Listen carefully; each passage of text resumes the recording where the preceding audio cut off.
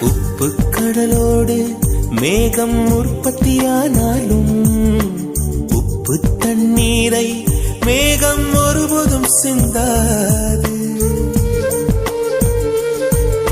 மலையில் விழுந்தாலும் சூரியன் மரித்து போவதில்லை. நிலவு கூலியூட்டி தன்னை நீட்டித்துக் கொள்கிறதே. மேகமாய் நானும் மாறேனோ அதன் மேன்மை குணங்கள் காண்பேன்.